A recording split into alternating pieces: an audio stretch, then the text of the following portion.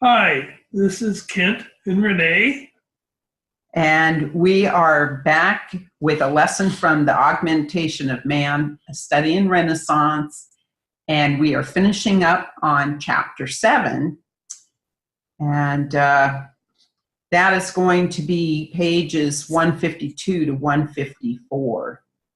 So you can follow along. What we're trying to do is get you to listen to the video and then go back to the book and see how much you understand after you've heard the video or read our blog on verdance.com. Right.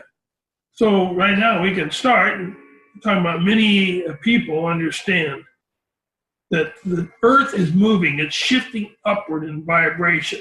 That's where all these changes are coming about. But what does that mean? Well, the earth is coming up in a vibration, and mankind has to come up in the vibration to match it. Otherwise, they will not understand or learn anything here on earth. So we know from the Abraham Hicks series that all vibration has to match. Right. And so when we incarnate to a planet, we have to be a vibrational match to that planet. But what does that mean? Well, it has to create a vibrational atmosphere for our own development to be obtained. So everything must match. Everything must match, but it's all about the learning, right? So, right, but about the thoughts too. This earth is an experiential learning field. Right. And so it provides a certain scale of vibrational learning. For our understanding. And vibration relates to levels of understanding too. So the level of vibration of our thoughts is going to mirror our level of understanding. If we're able to reach there. Well, that would be our current understanding. So our current vibration, our current thoughts, and the vibration of those thoughts is going to mirror our current level of understanding. And some those in chaos have not reached the vibration of the earth. And, they fall into the vibrational scale of the earth, but it may be on the lower end of the scale. So if you want to raise your vibration, what you need to do is to gain higher and higher levels of understanding of all things.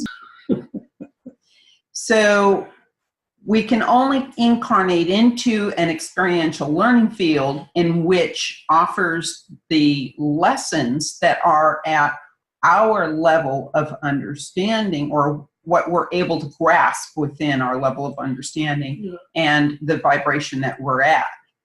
And it says every soul, but I'm not sure if every soul is being moved upwards. There are some here on this plane that could be very soulless. They cannot move up. I chose not to include that in the wording of this lesson because it kind of goes off into another lesson. But there are actually, I believe, if I remember correctly, about 38% of the people here on Earth have a rudimentary soul. And it was part of some experiment. We don't understand the totality of it for sure. But that being said, it explains why some people are working at a very rudimentary level as far as their spiritual development. But that being said, it does help the rest of us in learning various things. Yeah. So we can put a label on something as good or bad, positive or negative, that's our own labels. But it's our own labels. And the fact of the matter is that even if it's negative, we're still learning, which is a positive. So as of April 13th, 2013, received this lesson, we were going through the earth stages of vibrational change, but that changes were not receptive to the nature of that moment. So what does that mean? It was difficult for us to receive that change at that time. So these vibrational changes are going to push us up to a higher level of understanding, but that doesn't occur through osmosis. That means that you can't lay your head on the pillow and receive everything. Right. It means that we are also moving into a new age where our learning is going to be dependent on a more in-depth study. And so we're going to have to put some more effort into our learning. It's a process. The learning is in a stage process. So these changes are massive that we're going through, and it puts a lot of stress on us as humans. But all are stages in a process to get us there. Yeah, not only Earth is in vibrational changing, not only the Earth is in vibrational changing, but incoming waves of energy, which we've talked about, and various energies are changing our DNA, gamma, proton, neutron. These different energies are affecting our DNA. So our DNA is dialed into the vibration of the Earth. And so as that vibration of the Earth changes, and her vibration has to change first to provide the field for us to grow into. We can't do it before the Earth changes, because that would be working kind of in backwards. So our DNA also has to be upgraded to be able to assimilate a new vibration that the Earth is providing, that we will have to reach up to match. Well, in 2015, scientists acknowledged that a stream of cosmic rays were headed for Earth from our galactic center. In our research, we discovered that this is mostly likely due to remnants of a supernova, which we were previously informed by our guides. So within this cosmic stream, or these cosmic rays coming in from the galactic center, or supernova. So what happens with a supernova is that there's a particle stream that is pushed out from the supernova as a dwindling star is losing its momentum. It explodes and casts off all its outer shell and sprays this cosmic sort of particle beam or stream out into the atmosphere. And as it travels through the atmosphere, it's colliding with other atmospheric particles suspended within the atmosphere. And what happens is kind of like the particle collider, right? It breaks all those particles up into subatomic particles. And those subatomic particles include protons, neutrons, and the release of gamma rays, as well as other particles. So all these subatomic particles approach Earth. The particles are collected in our stratosphere and held there for a very short time. So working in conjunction with our solar minimum, where we are at right now, where a decrease in the sun's activity leaves our electromagnetic field weakened. So any solar wind can affect the magnetic field, the electromagnetic field, and cause cracks in that field, therefore allowing these particles, gamma rays, neutrons, protons, to shower down upon Earth itself and its all living organisms. Right. So these are radiation, gamma rays and protons, and especially neutrons have a lot of have a lot of radiation in them. And as it's showering down on Earth, we are getting exposed to that radiation. So too much radiation can be damaging to the DNA. It can lead to cancer and things like that. While what our guides, our spiritual guides, are telling us is that exposures of a little at a time are going to provide a wide scale of various genetic outcomes for the human race. Which will lead us to become a gamma species. Right. In very much later time. And they said that this will create the crossover of the conscious being. So this is meant to mutate our DNA by small exposures, a little at a time, in order to push us into more of a conscious being. Remember, it is important that our time outdoors during these solar events be limited. So you have to pay attention to what's going on outside. And we found this site, spaceweather.com, where you can monitor the sun's activity. So if there's going to be a sunspot and you're going to have a solar wind come out of that sunspot that's directed at Earth, you can check that site for when that solar wind is expected to arrive here, and then plan ahead to not be outside so much during that time. Yeah.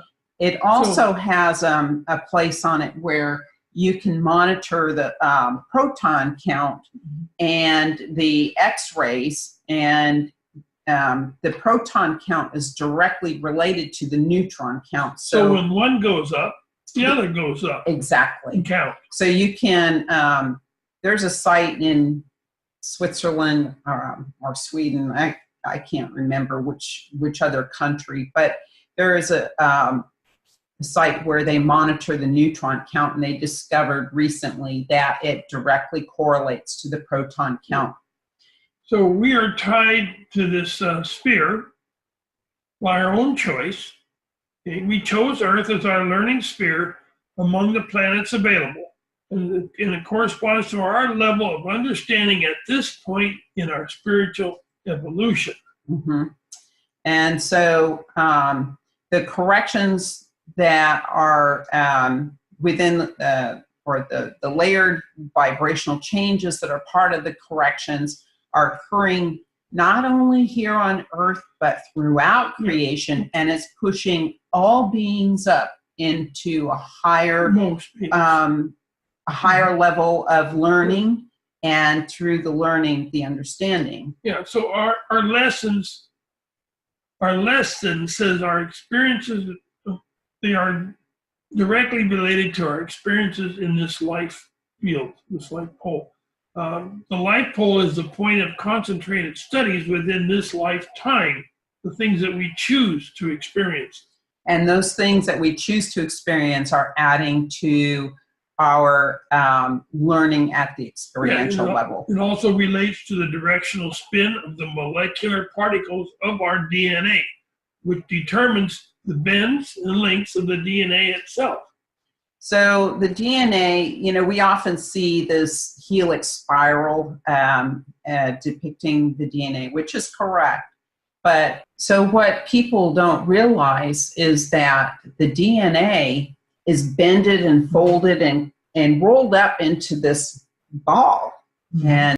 And in our entering into this life, the DNA can be stretched to allow the placement of protein markers along the helix to turn on specific genetic attributes in order to receive these vibrational waves coming up from the Earth, and so that we can tune in more to the Earth and to the learning field that she provides. So we can increase our learning through that genetic expression. Yeah. So metaphorically, this vibration is a song designed to interact with all living things upon this plane within that particular livable planet, attuning all living matter, all organic matter, to various degrees of dedication to acquiring the understanding available on this sphere. So it's a tuning to the Earth, and it is causing us to desire to learn more. All DNA on Earth spins in only one direction. In the same direction. So that's I would take that as a confirmation of this lesson that we are all, this is plants, animal, and humans, all of our DNA is spinning in one direction only. So it's attuned to the earth vibration. So 7 changes are only the first step. There are 7 of 7 changes. That's 7 of 7 changes bring completeness to our understanding for this sphere. You probably won't get this in this lifetime. It takes many lifetimes to receive this. And the number 7 represents the completeness, The wholeness. and the wholeness. And because creation was entirely designed for our evolution in our conscious intelligence, it relates to the wholeness of our understanding, or the completeness of our understanding. So our study of the vibrational changes here generates steps in a process to a deeper understanding of the whole, as we are only kindergartens within a universal knowledge. Yeah, so we're the babies. Opening our minds to contemplate all information gives us the direction to the levels of vibrational understanding that we want to attain. And so they keep telling us we have to open our minds. Don't set up parameters. Don't, think that you have all the information, because what we have discovered is that when we receive a piece of the information, it's only one layer of that onion. And as we progress along and we open our minds to the possibilities, we discover that there's a lot more to that information than we previously understood. So not to have a completely open mind without deciphering, because the deciphering is what creates the balance in our understanding. So with that information, we hope that you learn more about Chapter 7 and understand it a little bit better. And with that, we'd like to say thank you for joining us. Don't forget to subscribe. Leave a comment below. We'd like to hear your comments and your questions, and we would gladly get back to you on that.